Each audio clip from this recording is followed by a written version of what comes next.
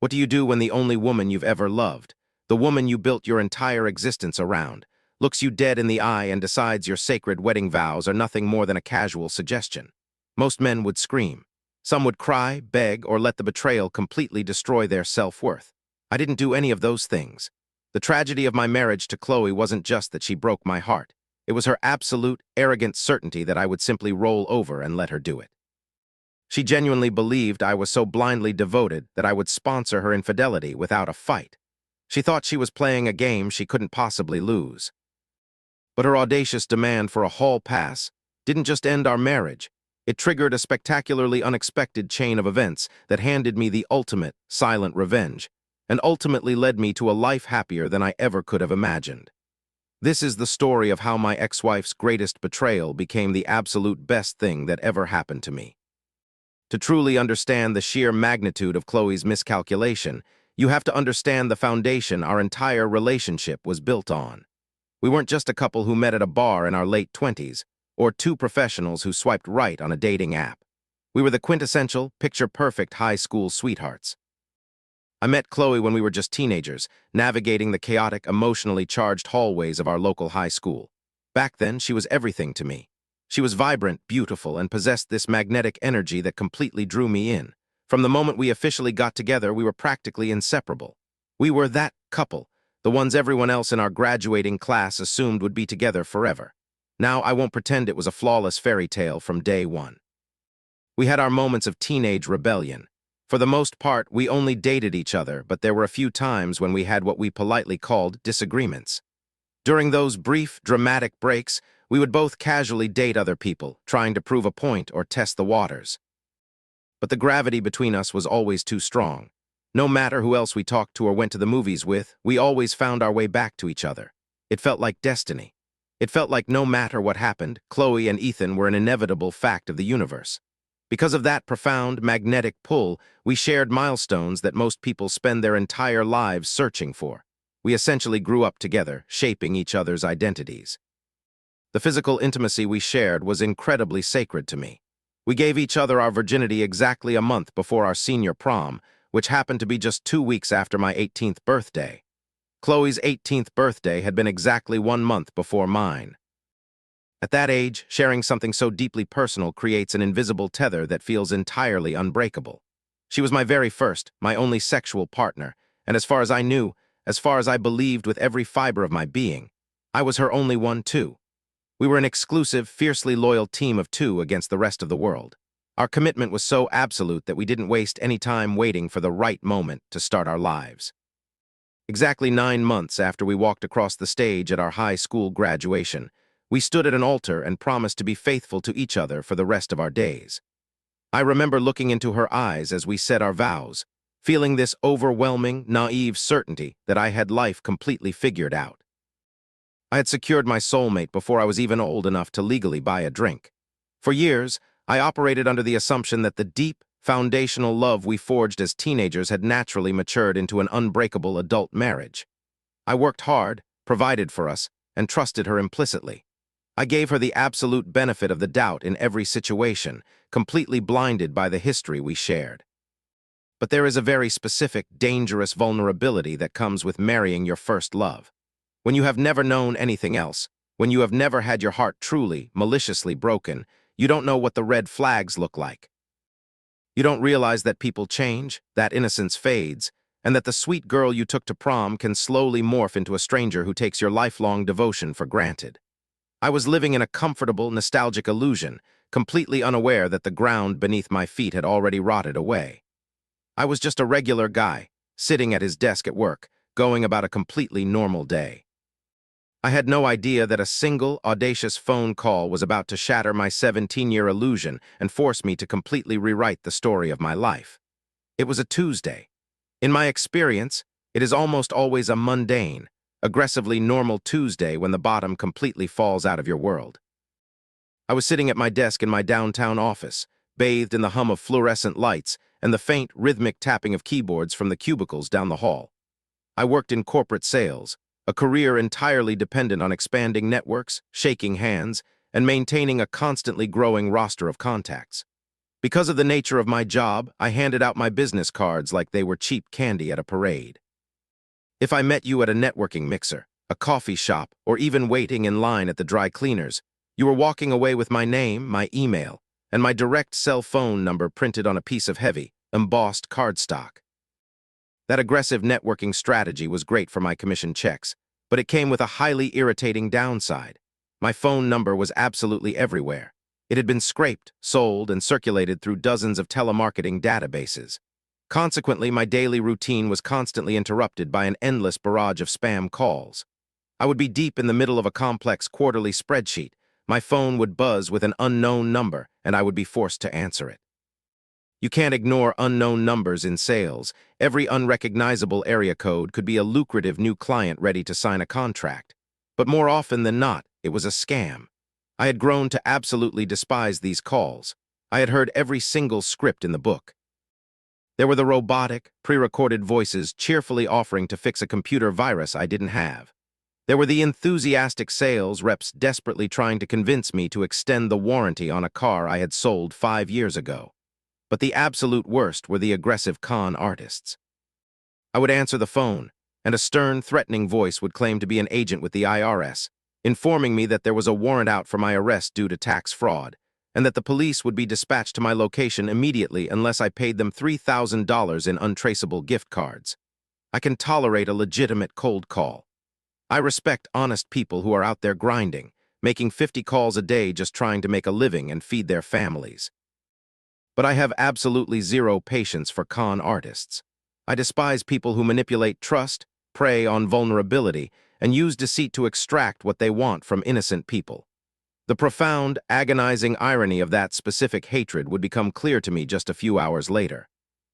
I spent so much of my mental energy guarding my wallet against anonymous scammers on the telephone, completely oblivious to the fact that the greatest con artist of my life was sleeping in my bed every single night. It was right around 10:30 a.m. I had just taken a sip of my lukewarm coffee when my cell phone buzzed against the wooden grain of my desk. I didn't even look at the screen initially. I just sighed, picked it up, and prepared to tell a robotic voice that I didn't need my air ducts cleaned. But as I swiped to answer, I caught a glimpse of the caller ID, Chloe. My stomach did a tiny instinctual flip. Chloe and I were strictly a texting couple during business hours. We both had busy careers, so our daytime communication was usually limited to brief, utilitarian messages. Can you pick up milk? Or running late tonight, order takeout. A phone call in the middle of a Tuesday morning was a massive anomaly. In my mind, it immediately signaled an emergency, a car accident, a family tragedy, a health scare. Chloe, hey babe, is everything okay? I answered quickly, my voice tight with sudden concern. Hey, yeah, oh my gosh, everything is completely fine, she replied. I exhaled a long, heavy breath, leaning back into my office chair. Her tone wasn't panicked, tearful, or stressed. In fact, she sounded remarkably breezy. She sounded lighthearted, almost giddy, like she was calling to tell me she had found a $20 bill on the sidewalk. You scared me for a second, I chuckled, rubbing my forehead. You never call at this time. What's going on? I know, I'm sorry, she said, her voice lilting with a strange, casual energy. I'm just on my coffee break, and I had this crazy thought. I've actually been doing a lot of thinking lately about us and our life, and I just wanted to bounce an idea off of you. Okay, I said, turning my chair to face the window overlooking the city street below. I'm all ears. What's the idea? There was a brief pause on the line. It wasn't a hesitant pause, but rather the kind of pause someone takes when they are preparing to pitch a concept they are incredibly excited about. So, you know how we met so young? She began, her tone perfectly conversational. I mean, we were practically kids. We never really had a single life phase. We went straight from prom to a wedding altar. We never got to explore or date around or just experience what it's like to be with other people in our 20s. My brow furrowed. The conversation was taking a bizarre, philosophical turn that felt entirely out of place for a Tuesday morning. I guess, I replied cautiously, but I've never felt like I missed out on anything. I got to spend my 20s with my best friend. I wouldn't change a single second of it. And that is so sweet, Ethan, it really is. And I love you so much, she countered quickly, entirely brushing past the sentiment of my words. But I met this guy from the corporate gym. His name is Derek. We've been chatting a bit after my workouts, and there's a really fun, undeniable energy there. We have a lot of chemistry. The air in my office suddenly felt very thin. The buzzing of the fluorescent lights above me seemed to amplify, ringing in my ears like a siren. I stopped breathing. "Wait," I interrupted, my voice dropping an octave. "You're calling me at work to tell me you have chemistry with a guy from your gym." "Just let me finish," she laughed. She actually laughed, a bright, dismissive sound. "It's nothing serious, Ethan, it's just physical attraction." But it made me realize that I really want to experience that thrill just once. I want to see what it's like. Derek invited me over to his place tonight, and I think spending the night with him would be really, really fun. I sat there paralyzed, the phone pressed hard against my ear. My brain simply refused to process the sequence of words she had just spoken. It was too absurd. It was too brazen. I waited for the punchline. I waited for her to say she was listening to a crazy podcast, or reading a bizarre novel, or playing some cruel, elaborate practical joke. But the silence stretched on, and the punchline never came. "So," she continued, her voice practically dripping with modern, progressive enlightenment, "I want a whole pass, just for tonight. I think it would be incredibly healthy for us to get this out of our systems. It doesn't change how much I love you, and it doesn't change our marriage. It's just a fun, physical experience. I knew you'd be totally fine with it because you've always been so secure in our relationship, and you're always so understanding. I knew you'd be totally fine with it." Those 9 words hit me with the kinetic force of a freight train. She wasn't calling to confess a moment of weakness. She wasn't calling, consumed by guilt, to admit she had developed inappropriate feelings. She was calling to ask for permission to completely defile our 17-year history, and she was doing it with the casual, breezy entitlement of someone asking if it was okay to order pizza instead of Chinese food for dinner. The sheer, unadulterated audacity of her assumption was breathtaking. Chloe looked at me, the man who had worshipped her, provided for her, and remained fiercely loyal to her since we were 17 years old, and saw an absolute doormat. She believed she had me so thoroughly trained, so completely conditioned to prioritize her happiness over my own dignity, that I would willingly sponsor my own cuckolding just to keep the peace. She thought our marriage was a playground, and I was just the reliable, boring safety net waiting at the bottom of the slide. I didn't scream. I didn't throw my coffee mug against the glass window of my office. I didn't beg her to reconsider, and I didn't break down into pathetic, desperate tears. Instead, a profound, terrifying stillness washed over me. The warm, nostalgic illusion of the high school sweethearts instantly evaporated, leaving behind a cold, clinical clarity. The woman on the other end of the line wasn't the girl I took to prom. She was a stranger. She was a con artist who had successfully scammed me out of 17 years of my life, and she was currently asking for my permission to take the rest. I sat at my desk, looked down at my lukewarm coffee, took a slow, deliberate sip, and I smiled. It wasn't a happy smile. It was the dark, quiet smile of a man who suddenly realizes exactly what needs to be done. "Ethan, are you still there?" Chloe's voice floated through the phone speaker, entirely devoid of anxiety. She wasn't worried that she had just driven a stake through the heart of our marriage. She genuinely thought the silence on my end was just me taking a moment to process her avant-garde, progressive approach to our relationship. She was waiting for me to sigh, surrender, and obediently grant her permission to go sleep with the guy from the gym. I took another slow sip of my coffee, feeling the warm liquid slide down my throat, grounding me in the physical reality of the moment. The blinding, explosive rage that most men would feel simply didn't materialize. Instead, I felt an icy, absolute stillness. The opposite of love isn't hate, and it certainly isn't anger. The opposite of love is complete, unadulterated indifference. In the span of a 60-second phone call, the woman I had loved since I was 17 years old ceased to exist. "I'm here, Chloe," I finally replied. My voice was incredibly steady, stripped of all emotion, entirely flat and conversational.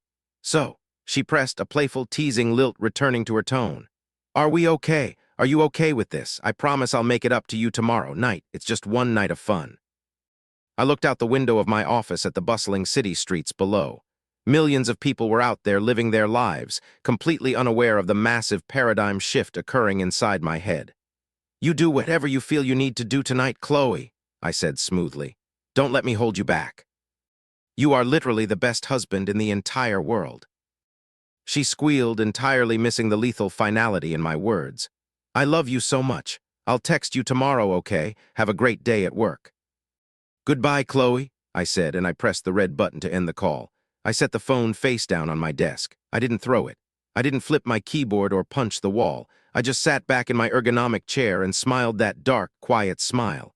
Chloe had made the most colossal, arrogant miscalculation of her entire life. She had mistaken my lifelong loyalty for weakness. She assumed that because I was a man who worked hard, avoided drama, and treated her like a queen, I was also a pathetic doormat who would tolerate ultimate disrespect just to avoid being alone. She thought she possessed all the leverage. She thought she held the keys to my happiness. She was about to find out that I had just changed the locks. I opened my laptop, closed the quarterly sales spreadsheets I had been working on, and pulled up a Google search. I didn't search for marriage counselors.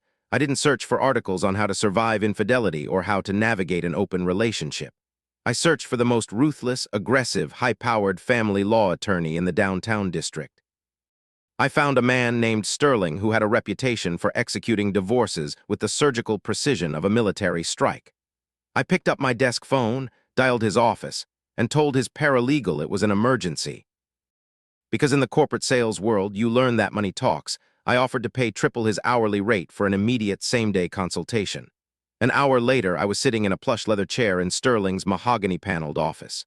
Usually when men come into my office after discovering an affair, they are a wreck, Sterling noted, adjusting his glasses as he looked across the desk at me. You seem remarkably calm, Mr. Reynolds. Are you sure you want to pull the trigger today? No kids, fairly straightforward, shared assets. We can fast-track this, but it is entirely final. She didn't just have an affair, Mr. Sterling. She asked for my permission to have one tonight, assuming I was too weak to stop her. I replied, my voice hard and absolute. Draw up the papers. I want the petition for dissolution of marriage drafted immediately. I want a temporary financial injunction freezing our joint savings accounts, so she can't drain them to fund her new single lifestyle, and I want it all ready to sign by this afternoon. Sterling gave me a sharp, appreciative nod. He recognized a man who had completely severed emotional ties with a toxic situation. By 3:00 p.m., the initial paperwork was printed, signed, and legally notarized. I left the law office and drove straight to our house in the suburbs. The drive felt surreal. For 17 years, I had made this exact commute, looking forward to walking through the front door, greeting my wife, and settling into the comfortable routine of our shared life. Now I was driving to a crime scene to collect my dignity and leave. I walked into the quiet house. It smelled like her expensive vanilla perfume. It was impeccably clean, filled with the photos of our high school prom, our wedding, and our various vacations. A museum dedicated to a beautiful lie. I didn't waste any time lingering over the memories. The sunk cost fallacy, the idea that you have to stay in a miserable situation simply because you've spent a long time building it, is a trap I refuse to fall into. I pulled 3 large suitcases from the hall closet and began packing. I took my clothes, my essential documents, my laptop, my watches, and the few personal heirlooms that belonged to my family. Everything else, the expensive furniture, the television, the dishes we picked out together, I left exactly where it was just stuff. I was walking away with the only thing that actually mattered, my self-respect. By 4:30 p.m., my bags were loaded into the trunk of my car. I walked back into the house for the final time and went straight to the kitchen island. I reached into my briefcase and pulled out the thick, legally binding manila envelope containing the divorce petition and the financial separation injunctions. I placed the envelope dead center on the marble countertop, right next to the fancy espresso machine I had bought for her last Christmas. I pulled a small, yellow sticky note from a drawer, grabbed a pen, and wrote a single brief message. You wanted a hall pass for the night. I decided to give you one for the rest of your life. My lawyer will be in touch. Have fun with Derek. I stuck the note to the front of the envelope, walked out the front door, locked it behind me, and drove away. I checked into an upscale hotel downtown, ordered a steak from room service, and turned my phone off. I didn't need to be in the room to know exactly how her evening played out. I didn't need a hidden camera to picture the catastrophic sequence of events. Chloe probably went to the gym. She probably flirted with Derek, high on the adrenaline of her own perceived brilliance, thinking she had successfully manipulated her boring husband into giving her a free pass. She probably came home to freshen up, pack an overnight bag, and bask in the glow of her untouchable arrogance. And then she would have seen the kitchen counter. She would have read the sticky note. She would have opened the heavy envelope, her breezy, entitled smirk evaporating as her eyes scanned the legal documents. The absolute, suffocating reality of her mistake would have hit her like a physical blow to the chest. The loyal, dependable safety net she had taken for granted hadn't just disappeared. It had wrapped itself around her throat. When I finally turned my phone back on at 9, 11:00 a.m. The next morning, I had 47 missed calls. There were dozens of frantic, increasingly hysterical text messages. "Ethan, please call me back. Ethan, this isn't funny. Where are you? I didn't go. I swear I didn't go to his house. I stayed home. Please, baby, I'm so sorry. It was just a stupid fantasy. Please don't throw 17 years away over a joke. Talk to me." I didn't reply to a single one. I didn't listen to the voicemails of her weeping and begging. I forwarded the screenshots of her messages to Mr. Sterling, permanently blocked her number, and deleted her contact from my phone. The silence that followed was the most powerful, devastating revenge I could have ever inflicted upon her. Chloe was a narcissist who thrived on attention and control.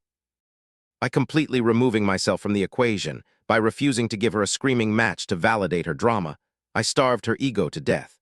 She was left entirely alone in that quiet suburban house, forced to sit with the undeniable truth that her own arrogance had cost her the only man who had ever truly loved her. As I sat in my hotel room, looking out over the city with a fresh cup of coffee in my hand, I took a deep breath. The high school illusion was officially dead and buried. I was 35 years old, entirely free and stepping into the unknown. It was terrifying, but for the first time in my adult life, the future belonged entirely to me. As the sun rose over the Chicago skyline the morning after I walked out of my house, the true weight of my decisions settled over me. But it wasn't the crushing, suffocating weight of grief that society tells you to expect. It was the sheer, terrifying weightlessness of absolute freedom. I sat in my hotel room, drinking black coffee, watching my phone screen light up like a slot machine paying out a jackpot. Chloe was unraveling. When you strip a narcissist of their audience, they don't just get sad, they psychologically implode. Chloe had spent her entire adult life banking on my unwavering devotion. Her audacious demand for a hall pass wasn't just about a physical urge. It was a power play, a twisted test to see just how completely she had me subjugated. By removing myself from the equation without a single scream, tear, or argument, I had rewritten the rules of a game she thought she owned. By the third day of my silence, her tactics shifted from frantic apologies to weaponized guilt, and finally to deploying flying monkeys, the mutual friends and family members she dispatched to guilt-trip me into breaking my silence. My phone began buzzing with messages from people we had known since high school. "Ethan, man, you need to call her. She's a wreck. You're throwing away 17 years over a stupid conversation. Don't you think you're overreacting? She made a mistake, Ethan." Marriage is about forgiveness. I didn't argue with a single one of them. I didn't write long, defensive paragraphs explaining my side of the story. I simply copy-pasted a single, factual response to every person who reached out on her behalf. Chloe informed me she wanted to sleep with another man and asked for my permission to do so. I declined to participate in an open marriage and filed for divorce. I wish her the best, but this decision is final. Please respect my privacy.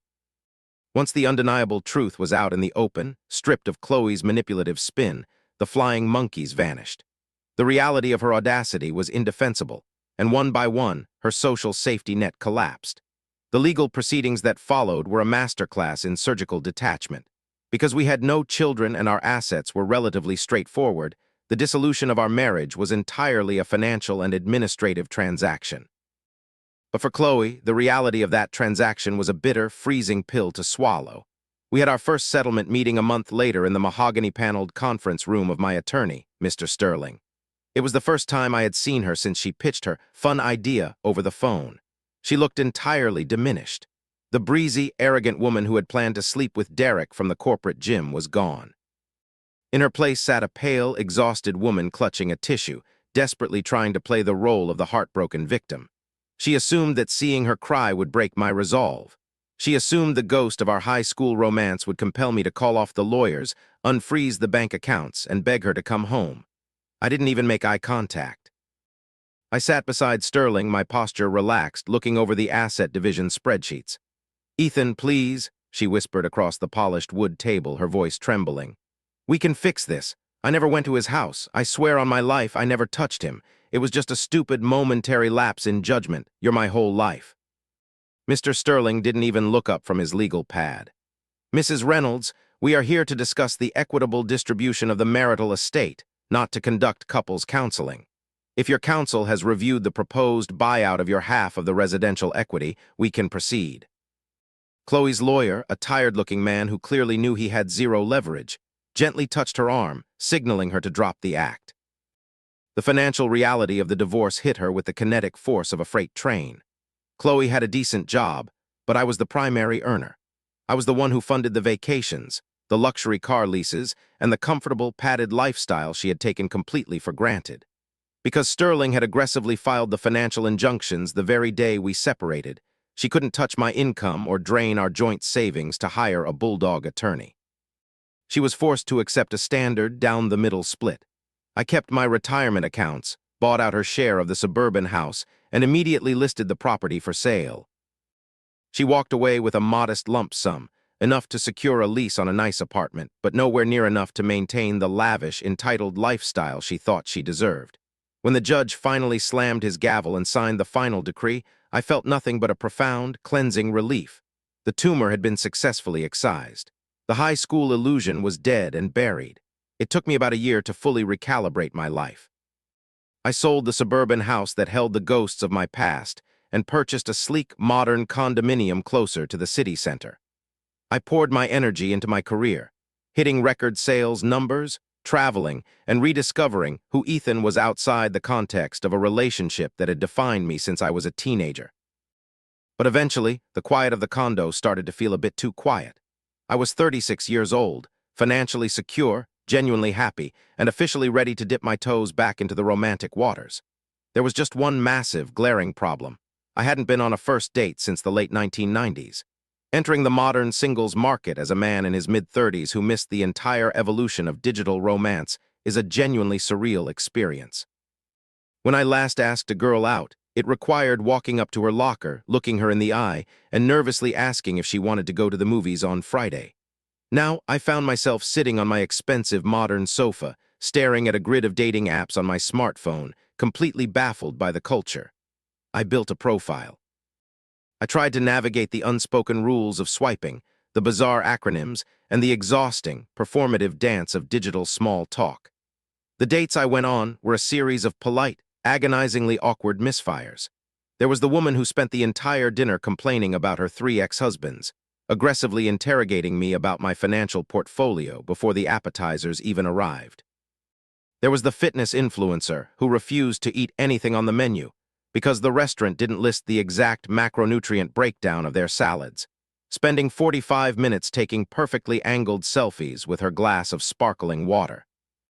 And there was the woman who, halfway through our coffee date, casually mentioned that she was still living with her boyfriend, but they were exploring ethical non-monogamy, a phrase that triggered such a profound fight-or-flight response in my brain that I nearly choked on my latte. I was looking for a partner, not a project, a business transaction, or a complicated psychological web. I wanted someone straightforward, someone with a dark sense of humor, a genuine smile, and a spine made of steel. I wanted a woman who knew exactly who she was and didn't need to play games to prove her worth. After 6 months of exhausting, fruitless dates, I was practically ready to delete the apps, cancel my accounts, and fully embrace the life of a wealthy, isolated bachelor. I decided I was going to give it one last shot. I agreed to meet a woman I had briefly chatted with online for a casual Friday night dinner. Her profile was refreshingly normal. No heavily filtered selfies, no ridiculous demands, just a few pictures of her hiking and a witty bio that actually made me laugh out loud in my office. Her name was Harper. And the moment she walked into the restaurant, nursing a broken arm in a fiberglass cast and wearing a look of absolute, unapologetic determination, I knew my life was about to profoundly change for the second time. The moment Harper walked into the dimly lit, upscale Italian restaurant, the agonizing 6-month streak of terrible dates instantly evaporated from my mind. She didn't look like a heavily filtered Instagram influencer, and she didn't carry the tense, hypervigilant energy of someone treating a Friday night dinner like a hostile corporate interview. She wore a simple, elegant dark green dress, her hair was pulled back into an effortless knot, and strapped to her left arm was a massive, bright blue fiberglass cast. She caught my eye from the host stand, offered a tired but incredibly genuine smile, and walked over to my booth. "Ethan," she asked, sliding into the leather seat across from me. She immediately held up her right hand, gesturing vaguely to the heavy blue cast on her left. "I'm Harper. Please excuse the battle armor. I decided I was going to be an independent, empowered homeowner this weekend and fix my own gutters." A ladder and gravity fundamentally disagreed with me. I couldn't help it. A massive, genuine laugh escaped my chest. It was the first time I had genuinely laughed on a date since the late 1990s. There was no pretense with her. There was no perfectly curated, superficial mask. She was just a real, grounded human being who wasn't afraid to embrace the messy, imperfect realities of life. "It's a pleasure to meet you, Harper," I smiled, waving down the waiter to hand us our menus. "For what it's worth, I think the blue fiberglass really brings out your eyes." The conversation flowed with a shocking, effortless ease. We didn't talk about our exes. We didn't discuss our 5-year financial portfolios or our traumas. We talked about books we had read recently, the absurdities of our respective careers, and our favorite hiking trails outside the city. It felt like I was catching up with an old friend rather than navigating the minefield of modern romance. But the moment I knew I was entirely, irrevocably hooked was when the waiter returned to take our orders. After months of sitting across from women who aggressively interrogated the waitstaff about macronutrients, hidden glutens, and dressing on the side salads, I had mentally prepared myself for another tedious culinary negotiation. "I am absolutely starving," Harper told the waiter, closing her menu and setting it decisively on the table. "I will take the ribeye steak. Medium rare, please. And could you add a side of the blue cheese butter to melt over the top? Oh, and a loaded baked potato." I sat back in my chair, staring at her in absolute awe. That is my kind of food. I ordered the exact same thing, feeling a ridiculous teenage grin spreading across my face. When the food arrived, the plates were massive. The blue cheese butter was perfectly melting over the beautifully seared cuts of beef, filling the booth with an incredible, rich aroma. I picked up my steak knife and fork, ready to dive in, but I paused as I watched Harper. She was staring down at her massive, thick cut of meat, and then she looked at the heavy fiberglass cast, rendering her left arm completely useless. A fleeting look of profound, humorous realization crossed her face. "I did not think this through," she muttered, picking up her steak knife with her right hand and attempting to awkwardly anchor the steak with the edge of her cast. We both erupted into laughter. It was such a beautifully human, unscripted moment. "Do you want me to cut that for you?" I offered, reaching across the table. "Absolutely not," she grinned, her eyes flashing with a fierce, playful independence. "I conquered a 2-story ladder. I can conquer a medium-rare ribeye." And she did. It was awkward, it took a bit of maneuvering, but she fiercely managed to cut and eat her meal single-handedly. We spent the next hour laughing, sharing stories, and enjoying the incredible food. She managed to eat about half of the massive steak before finally waving the white flag, pushing the plate away, and focusing on her cocktail. When the waiter returned to clear our table, he looked at her half-eaten steak. "Would you like me to put the rest of that in a doggy bag for you, miss?" Harper looked genuinely surprised. "I didn't realize you had doggy bags at a place this nice." "Yes, please, there's a first time for everything." I paid the check, entirely ignoring her polite insistence to split it, and we walked out into the cool, crisp Chicago night. The energy between us had shifted. The initial first date jitters were completely gone, replaced by a warm, magnetic pull that I hadn't felt in decades. I offered to drive her home, and she happily accepted, directing me toward a quiet, gated community on the outskirts of the city. The drive was incredibly comfortable. We listened to the quiet hum of the radio, the streetlights illuminating the interior of my car in rhythmic, passing flashes. When we finally pulled up to the security gate of her neighborhood, I rolled down my window to let the guard scan her resident pass. I recognized the guard. It was an older man named Frank who I had seen a few times during my previous, highly unsuccessful dates in this same general area. Instead of his usual polite nod, Frank's eyes went wide. He looked at me in the driver's seat, looked at Harper in the passenger seat, and an expression of pure, unadulterated shock washed over his face. He quickly hit the button to raise the gate, still staring at me as I drove through. Harper noticed the exchange immediately. "Okay, what was that about? Does the security guard know you?" I couldn't help but chuckle, feeling a brief wave of self-deprecating honesty. "Well, I don't go on very many dates," I explained, glancing over at her. "And the few that I have gone on in this area haven't exactly ended well. He's not used to seeing me come back in the same car I left in. I usually end up taking a lonely cab home by the end of the night." Harper laughed, a bright, warm sound that filled the small space of the car. It was logical to me, and apparently it was endearing to her. I pulled my car into her driveway and put it in park. I turned off the engine, suddenly feeling a spike of nervous anticipation. This was the moment where the night usually ended with an awkward hug and a polite, empty promise to call, but Harper didn't reach for the door handle. She unbuckled her seatbelt, turned to face me, and smiled. "What would you like to drink?" she asked softly. "I make a pretty incredible gin and tonic." "A gin and tonic sounds perfect," I replied, my heart beating a little faster in my chest. We walked into her house. It was cozy, lived in, and smelled faintly of vanilla and old books. We sat down on her soft, overstuffed sofa, the clinking of ice cubes against the glass breaking the quiet intimacy of the room. We sat and sipped our drinks, barely speaking. We didn't need to. The silence wasn't awkward. It was heavy, comfortable, and deeply charged. Finally, Harper set her glass down on the coffee table. She stood up, walked over, and sat directly next to me, closing the small gap between us. She looked up at me, her eyes completely clear and utterly intentional. She didn't play games. She didn't drop vague hints or expect me to navigate a complex psychological web. She just gave me a look that made her point entirely clear. "I think we should spend more time getting to like each other, don't you?" she whispered, reaching up with her good hand to touch the side of my face. I set my glass down. "I think that is the best idea I've heard in 17 years. And so we did. The next morning, the sun streamed brightly through the blinds of her bedroom window. I woke up feeling a profound, unshakable sense of peace. The anxiety, the betrayal, and the heavy, toxic ghost of my ex-wife were entirely gone, completely banished by the warmth of the woman sleeping soundly beside me. I looked at the clock on the nightstand. It was 9:00 a.m. on a Monday. I quietly slipped out of bed, grabbed my phone from the dresser, and walked out to her quiet kitchen. I dialed the direct line to my boss, the vice president of regional sales. "Ethan," his gruff voice barked through the receiver. "You're late. We have the quarterly review at 10. Where are you?" I leaned against the cool granite countertop, looking back down the hallway toward the bedroom, and I smiled. It wasn't the dark, cold smile I had worn the day I left my wife. It was a bright, genuine, entirely triumphant smile.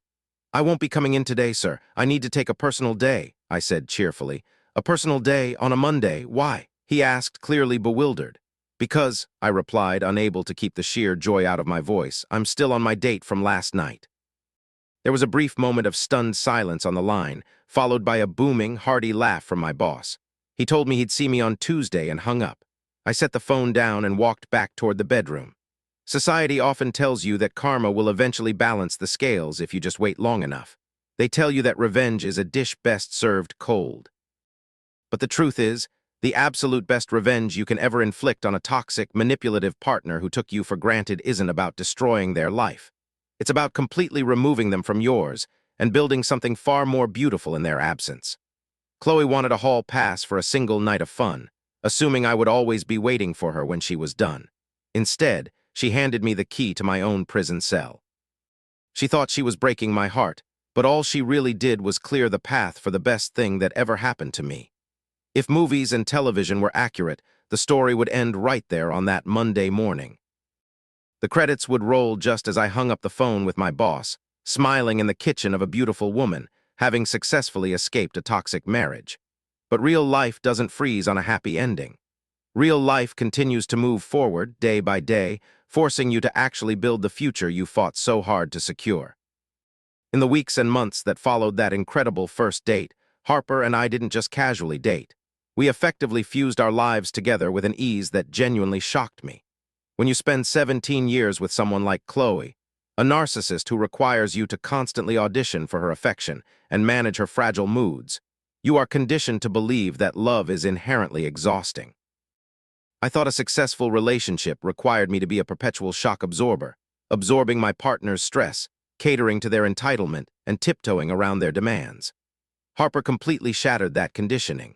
Once her bright blue fiberglass cast was finally sawed off, revealing a perfectly healed arm, she immediately went back to fixing her own gutters, managing her own life, and fiercely protecting her own independence.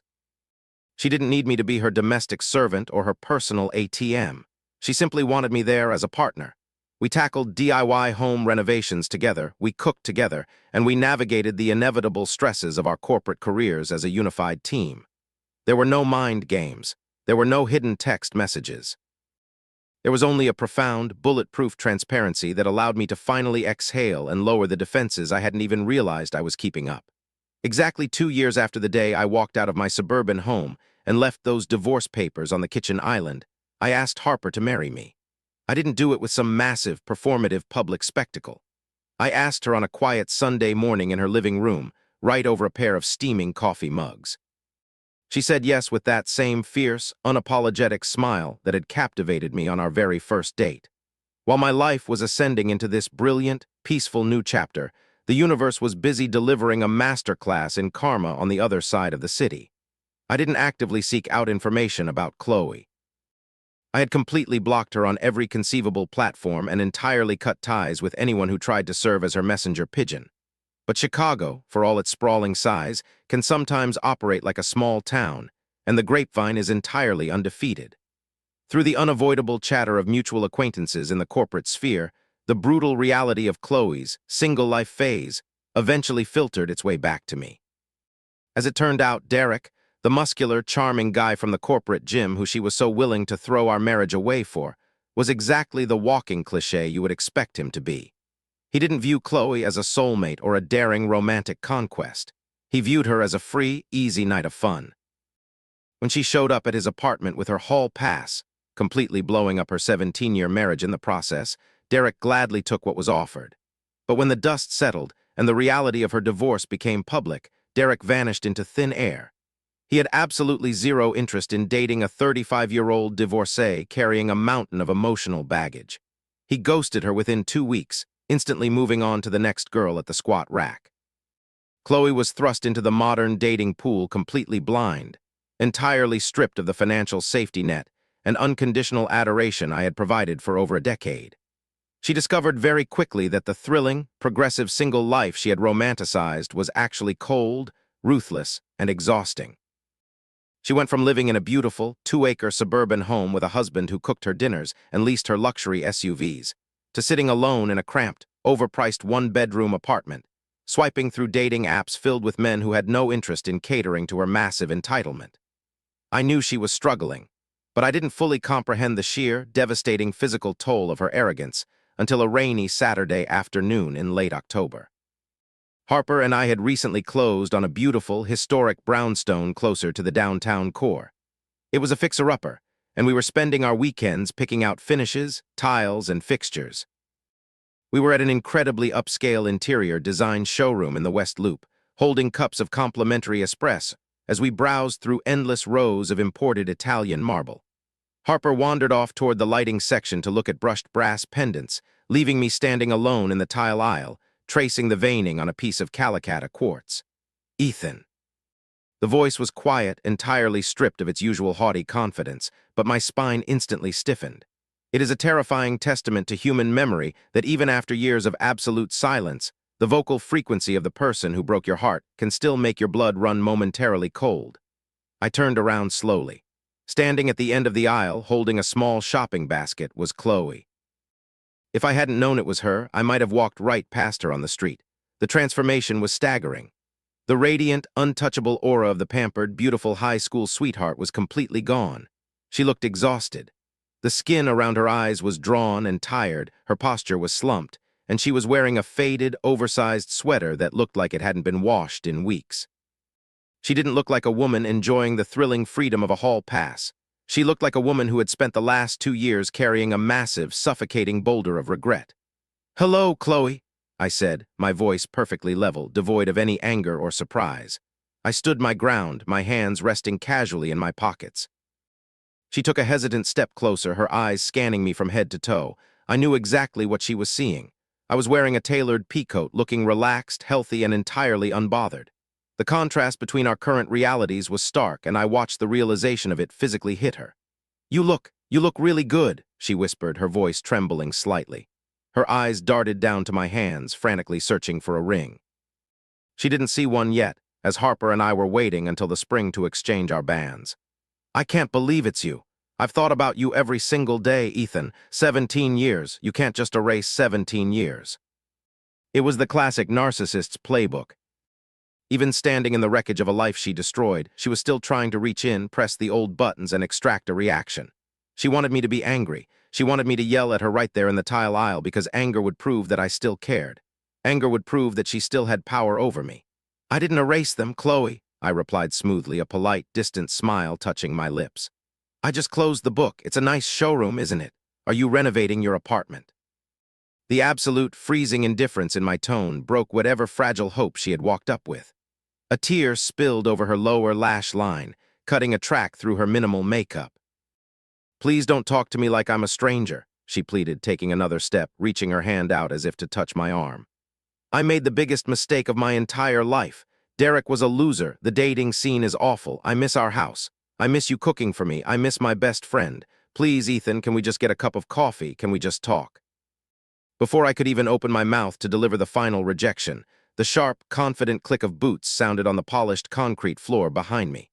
"Hey, babe, I think I found the perfect pendants for the kitchen island," Harper said breezily, walking up and naturally sliding her arm through mine. She leaned into my side, radiating warmth and absolute security. Harper stopped, her bright eyes locking onto the weeping woman standing in front of us. Harper didn't know what Chloe looked like. I had deleted all the photos years ago, but she was a highly intuitive woman and she could read the suffocating tension in the aisle instantly. "I'm sorry, am I interrupting?" Harper asked, her tone polite but laced with a protective, inquisitive edge. "Not at all," I said, looking down at Harper with genuine, unfiltered adoration. I turned my attention back to the ghost of my past. "Harper, I don't think you two have formally met. This is my ex-wife, Chloe. Chloe, this is my fiancé, Harper." The word fiancé hung in the air like a guillotine dropping. Chloe's mouth parted slightly.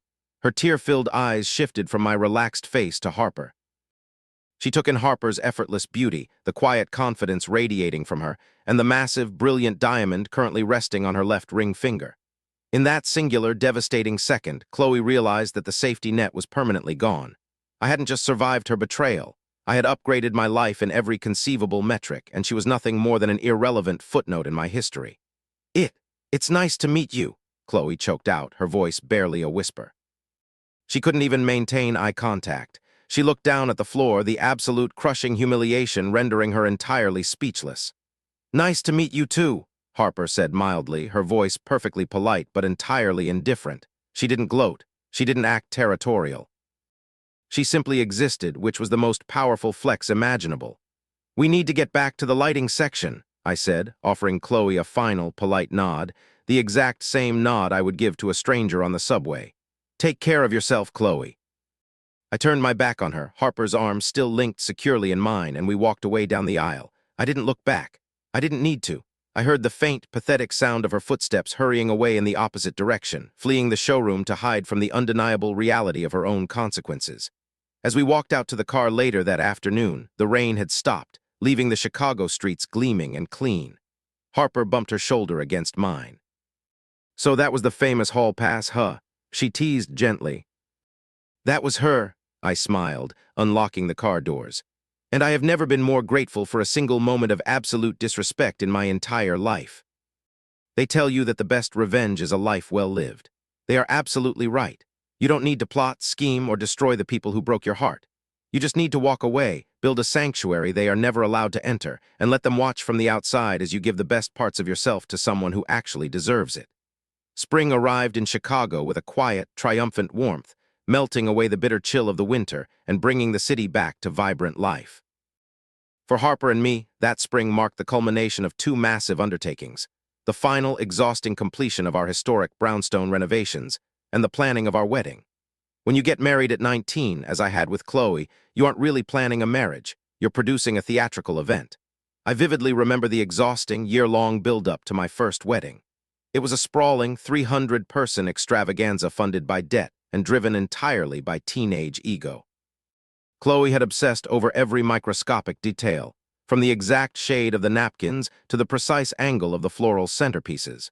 She treated the bridal party like a cast of unruly actors and treated me like a stagehand. The entire day was a performative spectacle designed to prove to our hometown that we were the ultimate picture-perfect couple. By the time we actually said, "I do," I was so completely drained of energy that the vows felt like lines I had memorized for a high school play. Planning a wedding in your late 30s, after you have already survived the absolute worst that human nature has to offer, is an entirely different experience. Harper and I didn't want a spectacle. We didn't want ice sculptures, a 5-tier fondant cake, or a guest list padded with distant relatives and corporate acquaintances we hadn't spoken to in a decade. We wanted an intimate, bulletproof celebration of the life we had built from the ground up.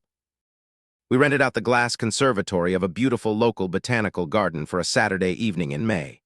The guest list was strictly capped at 40 people, only our absolute closest friends, the family members who had genuinely supported us, and the people who actually knew the fabric of our souls. The morning of the wedding, there was no frantic rushing. There were no screaming bridesmaids or panicked phone calls to vendors. I woke up in our newly finished brownstone, the morning light spilling across the restored hardwood floors. Harper was sitting at the kitchen island, wearing an oversized t-shirt, her hair in a messy bun, peacefully sipping a cup of black coffee while doing a crossword puzzle. I leaned against the doorframe, just watching her. There was no heavy, suffocating pressure to perform for her. She looked up, caught me staring, and offered that same fierce, effortless smile that had completely dismantled my defenses on our very first date over blue cheese ribeye. "You ready to do this, Reynolds?" she asked, raising her coffee mug in a mock toast. "I've been ready since the night you fought that steak with a broken arm," I replied, walking over and kissing the top of her head. By late afternoon, the city was bathed in a golden, late spring glow. I arrived at the botanical garden a few hours early to get dressed in the small groom's suite tucked away behind the main conservatory. My best man, a close friend from the corporate sales world who had watched me navigate the brutal fallout of my divorce, was pouring us a glass of good bourbon. The atmosphere was incredibly light, filled with quiet laughter and genuine anticipation. But, as I had learned the hard way with my ex-wife, toxic people possess an almost supernatural radar for your happiness, and they absolutely loathe being excluded from it. About an hour before the ceremony was scheduled to begin, there was a knock on the door of the suite. The venue coordinator peeked her head in, holding a thick, cream-colored envelope. "I'm so sorry to interrupt, Mr. Reynolds," she said politely. "A courier just dropped this off at the front desk." They said it was highly urgent and needed to be handed directly to the groom before the ceremony. My best man frowned, setting his glass down. "Did you order something last minute?" "No," I said, a faint, instinctual prickle of warning running down my spine. I took the envelope. There was no return address, just my full name written in a loopy, overly stylized cursive that I instantly recognized. It wasn't Chloe's handwriting. It belonged to Sarah, Chloe's older sister, a woman who had always enabled Chloe's worst narcissistic tendencies and who had been one of the primary, flying monkeys dispatched to harass me during the initial days of my silent divorce. I stared at the envelope for a long moment. 3 years ago, receiving a surprise letter from my ex-wife's family on the day of my wedding would have sent me into a spiral of anxiety. I would have worried about sabotage, drama, or a public scene. But standing there in my tailored suit, surrounded by the reality of my new, peaceful life, I realized I didn't feel anxious at all. I just felt a profound, exhausted irritation, like swatting at a mosquito that had managed to get inside the house. I slid my finger under the flap and pulled out the single sheet of heavy cardstock. "Ethan," it read, "I know today is a big day for you, but I couldn't let you do this without speaking my piece. Chloe is completely broken. Seeing you move on has destroyed her. She made a terrible, stupid mistake with that hall pass conversation, but she loved you since you were kids. You were her whole world. Does this new woman really know you the way she did? Does she know your history? It's not too late to stop this and remember where you really belong. Family is forever, Ethan. Don't throw away a lifetime of memories out of stubborn pride." It was a staggering masterpiece of psychological manipulation. It hit all the classic notes, minimizing Chloe's breathtaking betrayal to a mere stupid conversation, attempting to trigger my nostalgia, attacking the validity of my new relationship with Harper, and framing my perfectly healthy boundaries as stubborn pride. Sarah was making one final, desperate play to drag me back into their chaotic, toxic orbit to save her sister from the consequences of her own actions. My best man was watching me closely. "Everything all right, man? You look like you just read a bad spreadsheet." I looked up from the letter, the paper feeling flimsy and entirely powerless in my hands. I thought about the tile showroom. I thought about Chloe standing in the aisle in her oversized sweater, weeping because the single life she had so arrogantly demanded had turned out to be a cold, lonely reality. She hadn't sent this letter herself, but she had absolutely authorized it. She was still, even on the day of my wedding, trying to make herself the main character of my narrative. "It's nothing," I said, my voice completely level. "Just some junk mail that got forwarded to the wrong address." I didn't tear the letter up in a dramatic fit of rage. I didn't save it to show Harper later to prove a point. I simply turned around, dropped the heavy cream envelope directly into the plastic trash sitting in the corner of the suite, and went back to adjusting my tie in the mirror. That was the true, final closure. The ghosts of my past could rattle their chains, send their couriers, and write their manipulative letters, but they had absolutely no power to haunt a house they were no longer allowed to enter. 30 minutes later, I stood at the front of the glass conservatory, surrounded by lush, blooming greenery and the quiet murmur of the people I actually cared about. The string quartet began to play, and Harper walked down the aisle. She didn't wear a massive, restrictive ball gown. She wore a sleek, elegant silk dress that moved like water. Her eyes met mine, entirely clear, radiating a fierce, unconditional partnership that required zero performance. When we spoke our vows, we didn't use cliché, poetic promises about fairy tales and destiny. We spoke about resilience. We spoke about choosing each other every single day, about navigating the hard realities of adulthood with transparency, and about the profound strength required to build a sanctuary together. At the reception, there was no massive, stressful seating chart to manage. We sat at a single, long, beautifully decorated table with all 40 of our guests. And when the caterers brought out the main course, I looked down at my plate and couldn't help but laugh out loud. It was a perfectly seared, medium-rare ribeye steak, topped with a generous portion of melting blue cheese butter. Harper leaned over, her shoulder bumping affectionately against mine, her diamond ring catching the ambient light of the candles. "I figured we should pay respect to our roots," she whispered, her eyes dancing with amusement. "It's perfect," I told her, picking up my knife and looking around the table at the warm, smiling faces of our friends. Chloe had wanted a hall pass to escape our marriage for a single night, assuming I would remain her permanent, dependable safety net. Instead, she inadvertently handed me the keys to my own escape, freeing me from a lifetime of being taken for granted. As I cut into my steak, sitting beside a woman who genuinely valued the ground I walked on, I silently wished my ex-wife well. I hoped she would eventually find her own peace in the modern dating pool. But more than anything, I was profoundly, overwhelmingly grateful that she had shown me exactly who she was, giving me the ultimate opportunity to find out who I was meant to be. The first year of my marriage to Harper was an absolute revelation in how simple, peaceful, and profoundly fulfilling a relationship is supposed to be. We didn't have to work at loving each other. The effort was entirely reserved for building our shared life. We finished the renovations on our historic Chicago brownstone, turning it into a beautiful, light-filled sanctuary.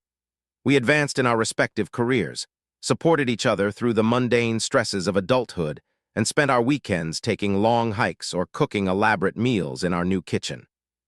When you spend almost 2 decades in a dynamic where your worth is constantly measured by what you can provide, by how well you can absorb the shocks of a narcissist's erratic moods, the introduction of unconditional, secure love feels like finally putting down a 100-pound weight you didn't even know you were carrying.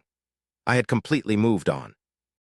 The ghost of Chloe had been thoroughly exorcised from my daily life, and I rarely thought about the catastrophic, absurd phone call that had ended my first marriage. But the past has a funny, persistent way of trying to tap you on the shoulder just to see if you're still flinching. The tap came in the form of a glossy, digital invitation resting in my email inbox on a Tuesday morning. "You are cordially invited to the 20-year reunion of the class of 2006. I sat at my desk, staring at the screen. A 20-year high school reunion is a milestone that forces everyone to measure the delta between who they thought they were going to be and who they actually became. For most people, it brings up a mix of mild nostalgia and superficial anxiety about career achievements or receding hairlines. For me, the prospect of returning to my hometown carried a much heavier, more complex psychological weight. Chloe and I had been the undisputed golden couple of our graduating class. We were the prom king and queen, the high school sweethearts whose destiny was seemingly written in stone. Our relationship wasn't just a personal matter. It was a cornerstone of our hometown's social mythology. When our marriage violently imploded 3 years ago, the shockwaves had undoubtedly rippled through that community. I knew that Chloe's flying monkeys, her sister, Sarah, and her loyal childhood friends, had spent the last few years aggressively spinning a sanitized, victim-centric narrative to protect her reputation. They likely painted me as the cold, unforgiving husband who had abruptly abandoned her over a simple misunderstanding. I had no desire to step back into that toxic, gossipy arena. I closed the email and mentally filed it in the trash. That evening, as Harper and I were cooking dinner, I casually mentioned the invitation and my decision to ignore it. Harper stopped chopping vegetables, leaned against the granite counter, and looked at me with that sharp, highly intuitive gaze of hers. "Why don't you want to go?" she asked smoothly. "Because it's a circus," I replied, stirring a simmering pan of sauce. It's going to be a room full of people who only know the teenage version of me, and half of them have probably been fed a diet of absolute fiction by my ex-wife. I have nothing to prove to them, and I don't want to subject you to an evening of awkward stares and hometown drama. Harper wiped her hands on a towel, walked over, and wrapped her arms around my waist. Ethan, you don't have anything to prove, but you also have absolutely nothing to hide. You survived the worst kind of betrayal, you rebuilt your life, and you are standing here happy, successful, and deeply loved. If we don't go, her false narrative becomes their accepted truth. I want to go. I want to see where you came from, and I want them to see exactly who you are now. Her confidence was incredibly contagious. She wasn't intimidated by the ghosts of my past. She was utterly indifferent to them. I looked into her clear, steady eyes and felt a slow smile spread across my face. "All right," I said, "we're going." 3 weeks later, Harper and I drove out to the sprawling, upscale country club in the suburbs where the reunion was being held.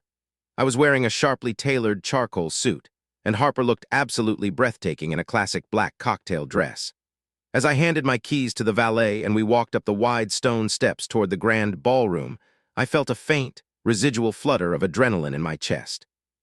We pushed through the double doors, and the heavy, buzzing wave of 100 overlapping conversations washed over us. The ballroom was dimly lit, decorated in our old high school colors, with a massive banner reading "Welcome Back, Class of '06" hung above the bar. It took exactly 3 minutes for the social temperature of the room to shift. As we walked toward the bar to grab a drink, heads began to turn. The whispers started instantly, rippling through the small clusters of people holding plastic cups of wine. They were looking for the broken, tragic half of the golden couple. They expected to see a man carrying the heavy burden of a failed 17-year romance. Instead, they saw me with Harper. Old classmates hesitantly approached, their eyes darting curiously between me and the stunning, self-assured woman on my arm. Every time I introduced her as my wife, I watched the complex calculations happening behind their eyes. Harper was gracious, witty, and entirely disarming. She effortlessly navigated the small talk, asking thoughtful questions and completely dominating the social space without ever having to raise her voice. Within an hour, we had seamlessly integrated into the crowd, and the tense, awkward anticipation surrounding my arrival had largely evaporated. But I knew the evening wouldn't be complete without the main event. I spotted her near the back patio doors. Chloe was standing in the center of a small, tight circle of her old cheerleading friends, holding a glass of white wine like a shield. She looked significantly better than the exhausted, broken woman I had encountered in the tile showroom a year prior. She had clearly spent a small fortune on a new dress, professional hair styling, and makeup for this exact night, desperately trying to reclaim her long-lost title of the high school royalty. As Harper and I mingled our way across the room, our path naturally intersected with Chloe's circle. The chatter among her friends abruptly died, creating a heavy, suffocating pocket of silence in the middle of the crowded ballroom. Chloe's eyes locked onto mine and then immediately darted to Harper. The brittle, forced smile on her face faltered, her knuckles turning white around the stem of her wine glass. "Ethan," Chloe said, her voice artificially sweet, projecting just loudly enough to ensure the surrounding tables could hear. "I was wondering if you were going to show up. It's been a long time." "Hello, Chloe," I replied, my tone perfectly polite and entirely clinical. "You remember my wife, Harper." Harper offered a warm, devastatingly serene smile. "Nice to see you again, Chloe." Chloe swallowed hard, clearly unnerved by Harper's absolute lack of territorial jealousy. When a narcissist cannot elicit a dramatic emotional reaction, they panic. Desperate to regain control of the narrative in front of her hometown audience, Chloe took a step forward, adopting a deeply patronizing, melancholic tone. "I'm glad you're doing well, Ethan," Chloe sighed, casting a mournful look around the room. "It's so surreal being back here, isn't it? After everything we went through, it's just a shame how things turn out sometimes. How people just drift apart and lose sight of the history they shared." She was laying the bait.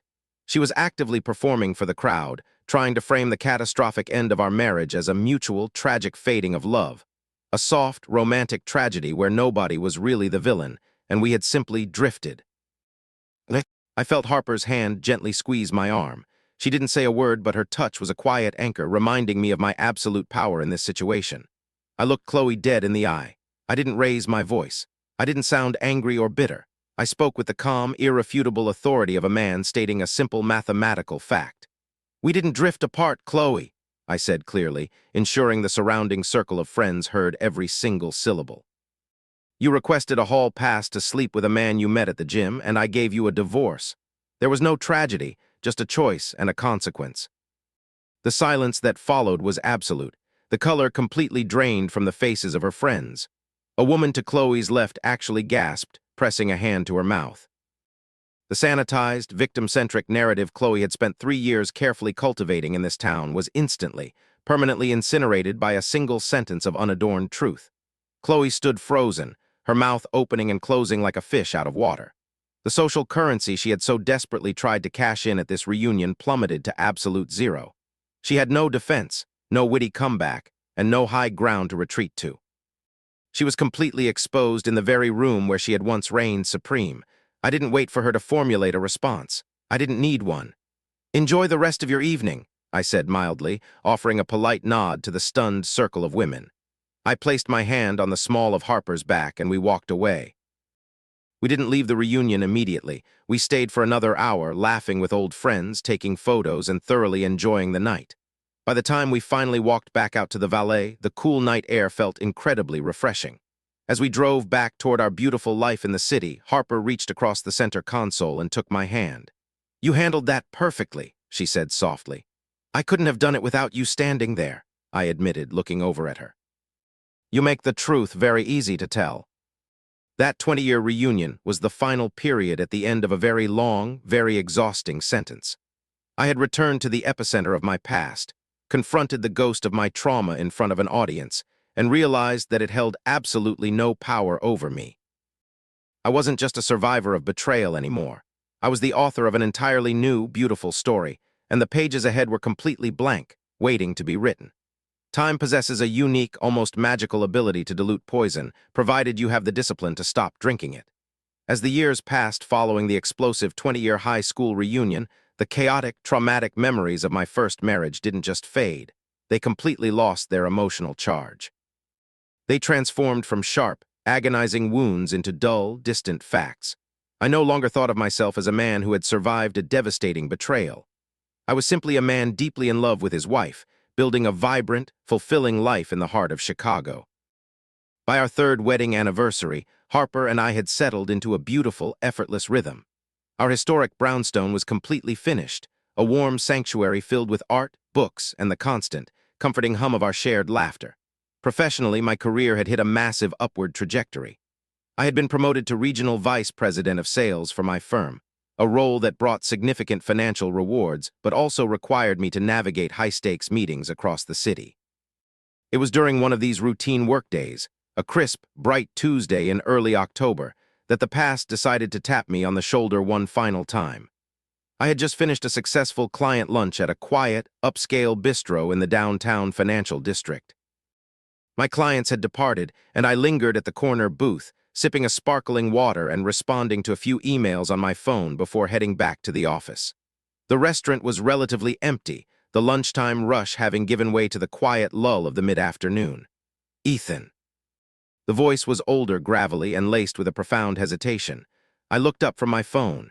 Standing a few feet from my table was an older gentleman wearing a slightly oversized trench coat.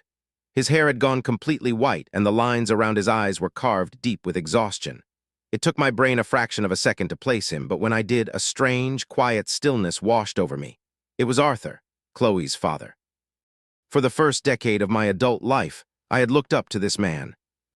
He had given a toast at my first wedding, welcoming me into his family and calling me the son he never had. When the divorce happened, Arthur had been part of the silent wall of family members who had immediately rallied around Chloe, shutting me out completely. I hadn't spoken a single word to him since the afternoon I left the divorce papers on the kitchen island. "Arthur," I said, my voice completely level, betraying no shock or hostility. I stood up, buttoning my suit jacket, and extended a polite hand. He looked at my outstretched hand for a long moment before taking it. His grip, which used to be firm and authoritative, felt weak and fragile. "I didn't expect to see you here," Arthur murmured, looking around the upscale restaurant. "I was just grabbing a coffee at the counter. Do you have a minute? If you tell me to walk away, I will turn around right now and you'll never see me again. I promise you that." I looked at the man. I didn't feel the old anger. I didn't feel the burning need to defend myself or explain my side of the story. I just felt a quiet, objective curiosity mingled with a faint trace of pity. "I have a few minutes," I said, gesturing to the empty seat across the booth. "Please sit down." Arthur slid into the leather booth, pulling his coat tight around himself despite the warmth of the restaurant. He stared down at his hands for a long time, struggling to find the words. When he finally looked up, his eyes were shining with unshed tears. "I owe you the biggest apology of my life, Ethan," Arthur began, his voice cracking on the first syllable. "And I know it's years too late. I know it probably means absolutely nothing to you now. But I couldn't go to my grave without looking you in the eye and telling you how deeply, profoundly sorry I am." I remained silent, letting him speak.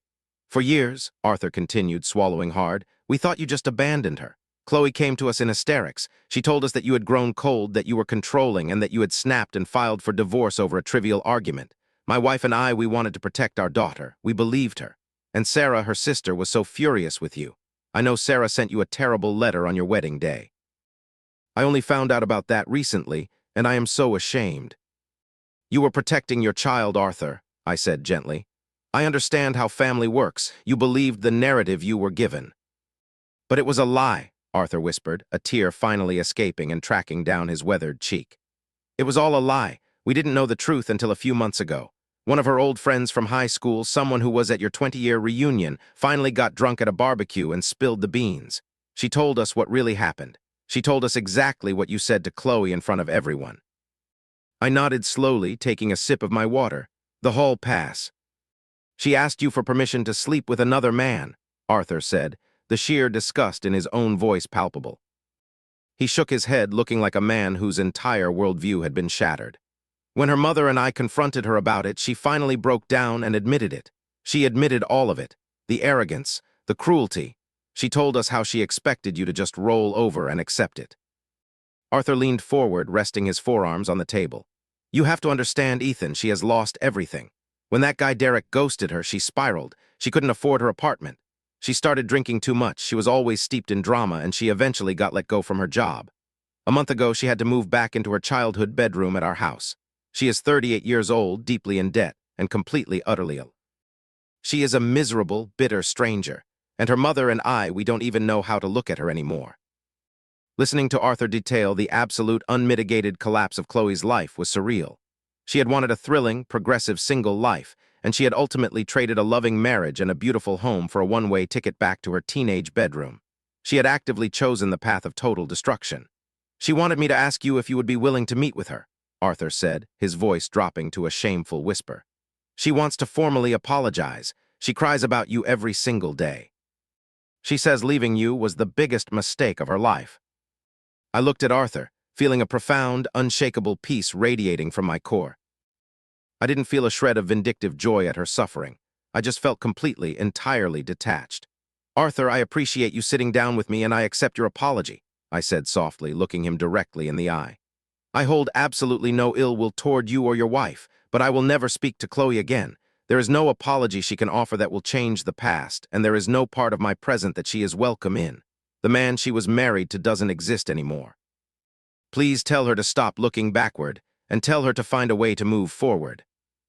Arthur stared at me for a long moment, reading the absolute, unyielding finality in my eyes. He nodded slowly, a look of profound resignation settling over his features. "I understand," he said quietly. He stood up, buttoning his coat.